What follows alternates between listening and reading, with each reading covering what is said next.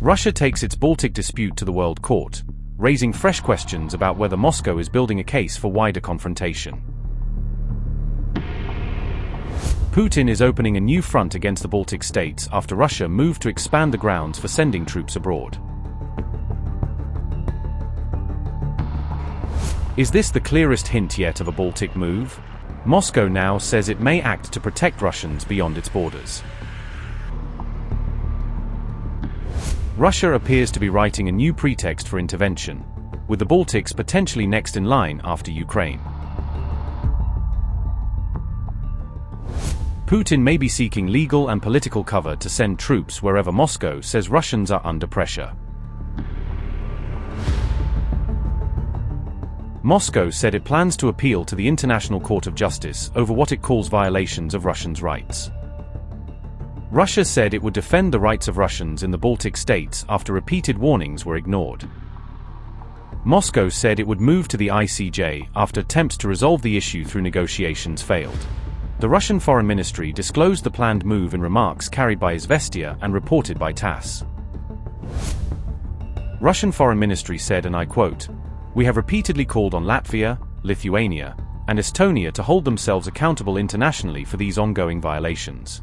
However, the authorities of these countries refuse to cease their unlawful policies, and all attempts to resolve the differences through negotiations have proven fruitless. Therefore, we will obviously have to take our claims to court by appealing to the UN's principal judicial body. Under the trumped-up pretext of combating Russian propaganda, the purge of any dissent from the Latvian information space continues."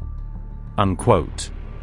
The ministry also claimed that Estonia openly restricts the rights of non-titular groups.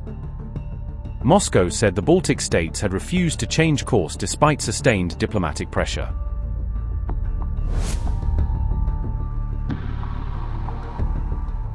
Russian lawmakers reportedly passed a bill on May 13 that would broaden the legal basis for foreign troop deployments. Russia's lower house of parliament cleared legislation that critics say could be used to justify future invasions. The bill would allow the president to send troops abroad to protect Russians. Reports said that protection could include cases involving arrest, detention, trial, or persecution. Russian President Vladimir Putin reportedly has 14 days to sign the bill into law. The head of the State Duma Defense Committee said the measure was needed to counter what he described as rampant Russophobia abroad. Vyacheslav Volodin said, and I quote, "Western justice has turned into a repressive machine for dealing with those who disagree with the decisions imposed by European officials. In these circumstances, it is important to do everything to ensure that our citizens abroad are protected." Unquote. The new law is likely to add to Western warnings that other countries neighboring Russia could also face pressure. At the same time, Moscow has repeatedly denied that it has any intention of starting a war with NATO states.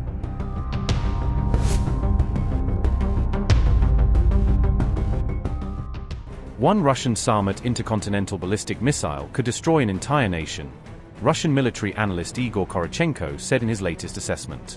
He claimed that a single Sarmat, armed with more than 10 individually guided nuclear warheads, could theoretically wipe out countries such as France or the United Kingdom. The analyst warned that the missile could be used if Russia judged that its national security or strategic stability was seriously threatened.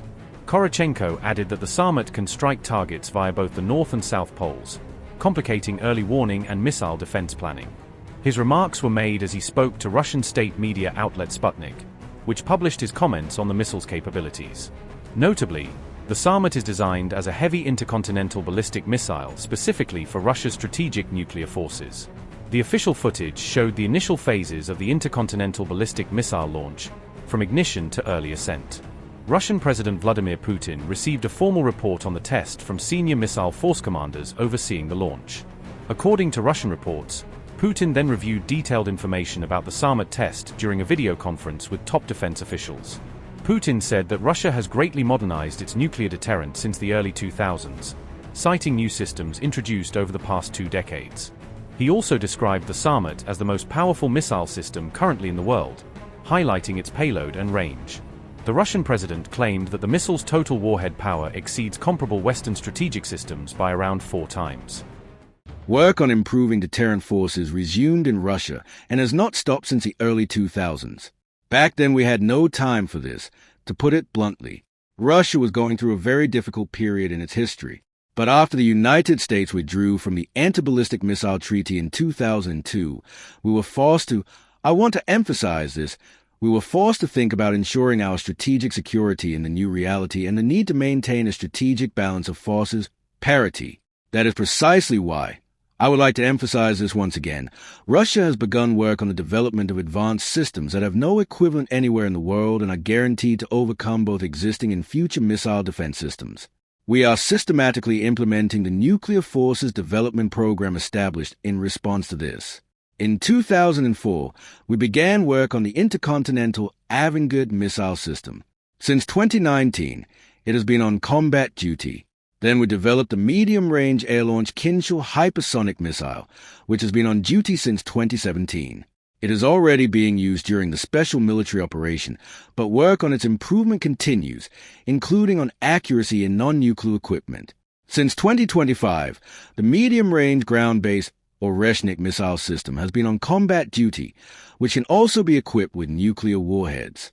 We are finishing work on two systems with small nuclear propulsion systems, the unique unmanned underwater Poseidon vehicle and the unique global-range Izvestia cruise missile. Now let's speak about Sarmat intercontinental ballistic missile. We started working on it in 2011. In 2018, these works and the advantages of new prospective missile systems, including Sarmat, were publicly announced. Let me remind you what was discussed then and the advantages of our newest system. Firstly, it is the most powerful missile system in the world, not inferior in power to the Soviet-developed Voyvoda missile system in service with us. The total power of the warhead is more than 4 times the power of any most powerful existing Western counterpart.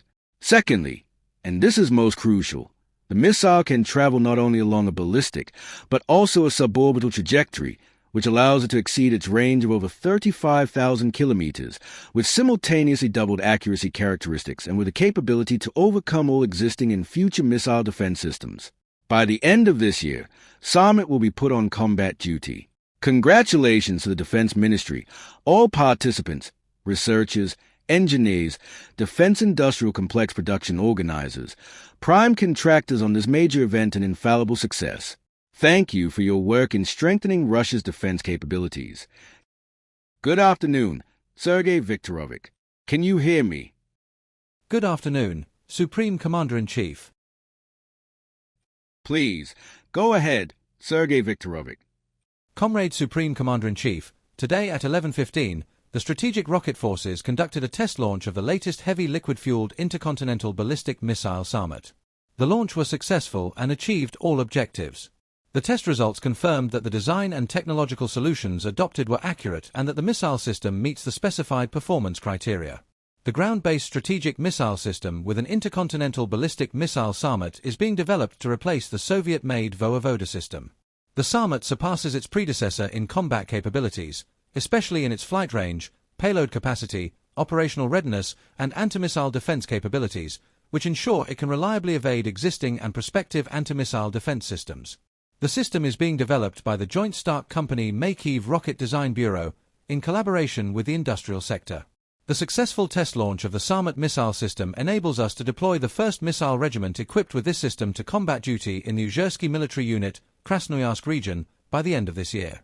The deployment of launchers equipped with the Sarmat missile system will significantly enhance the combat capabilities of the ground-based strategic nuclear forces in delivering guaranteed strikes against targets and fulfilling strategic deterrence tasks. The task set for this launch has been completed. We will now proceed with the tasks related to putting it on combat duty. Report finished. Congratulations, Sergei Viktorovich. I wish you every success.